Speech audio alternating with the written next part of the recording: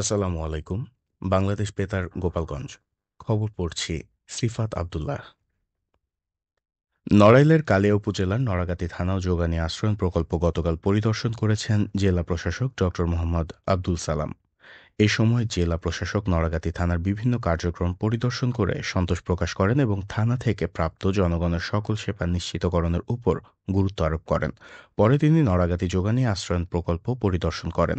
কালিয়া উপজেলা নির্বাহী কর্মকর্তা মোহাম্মদ রাশেদুজ্জামান, উপজেলা সহকারী কমিশনার ভূমিসহ সংশ্লিষ্টরা এ সময় উপস্থিত ছিলেন।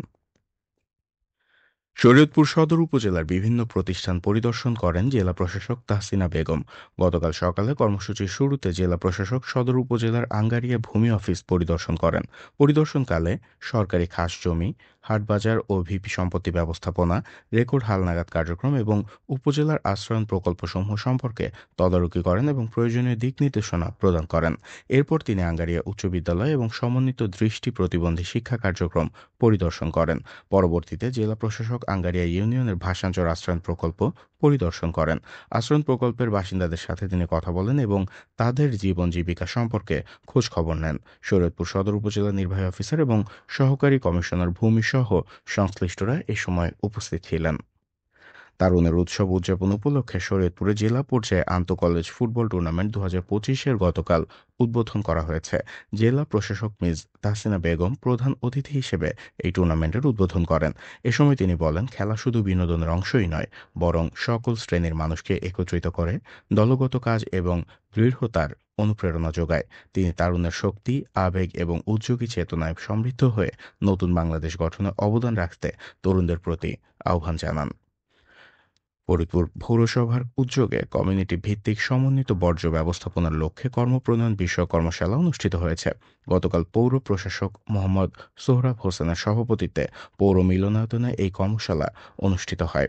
কর্মশালায় বক্তারা বর্জ্য ব্যবস্থাপনার বিভিন্ন দিক তুলে ধরে বলেন, পরিবেশ বিশুদ্ধ রাখার জন্য বর্জ্য ব্যবস্থাপনা অত্যন্ত গুরুত্বপূর্ণ। তাই বর্জ্য ব্যবস্থাপনা উন্নতিকল্পে সমন্বিতভাবে কাজ করতে হবে। পৌরসভার নির্বাহী প্রকৌশলী শামসুল আলম ও পৌর নির্বাহী কর্মকর্তা তানজিলুর রহমান সহ পৌরসভার বিভিন্ন বিভাগের কর্মকর্তারা এ সময় উপস্থিত ছিলেন। গোপালগঞ্জ-২ আসনে বিএনপি মনোনীত প্রার্থী ডাক্তার কে এম বাবর স্থানীয় সাংবাদিকদের সঙ্গে মতবিনিময় সভা করেছেন।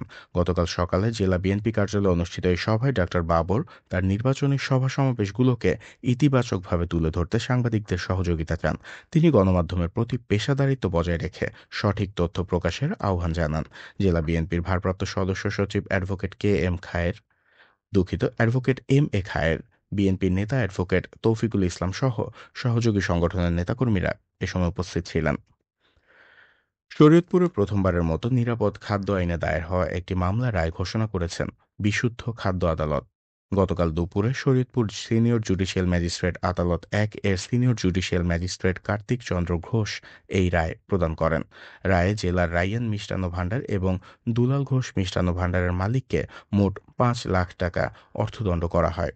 জেলা নিরাপদ খাদ্য কার্যালয় জানায়, চলতি বছরে অভিযুক্ত ভাণ্ডারে নিয়মিত মনিটরিং অভিযানে ভয়াবহ অনিয়ম ধরা পড়ে। অভিযানে দেখা যায় অপরিচ্ছন্ন পরিবেশ, বাসি মিষ্টি সংরক্ষণ, অনুমোদনহীন রং ব্যবহার সহ একাধিক অপরাধ। এসব অভিযোগের ভিত্তিতে বাংলাদেশ নিরাপদ খাদ্য কর্তৃপক্ষ নিরাপদ খাদ্য আইনে প্রতিষ্ঠানের মালিকের বিরুদ্ধে মামলা দায়ের করে। মাদারীপুরের কালকিনিতে সড়কে চলাচলকারী অবৈধ যানবাহন বন্ধে গতকাল অভিযান চালিয়েছে উপজেলা প্রশাসন। কালকিনি কলেজের সামনে পরিচালিত এই অভিযানে দুটি অবৈধ মাহিন্দ্রা ট্রাক্টরকে আটক করা হয়। এ সময় আটক ট্রাক্টর দুটির মালিককে মোট ২০,০০০ টাকা জরিমানা করা হয়। উপজেলা নির্বাহী কর্মকর্তা সাইফ উল আরেফিন এই অভিযান পরিচালনা করেন। এ সময় তিনি জানান, অবৈধ যানবাহন বেড়ে যাওয়ায় জনদুর্ভোগ কমাতেই এই অভিযান। ভবিষ্যতেও এই ধরনের অভিযান অব্যাহত থাকবে। সবশেষে আবহাওয়া।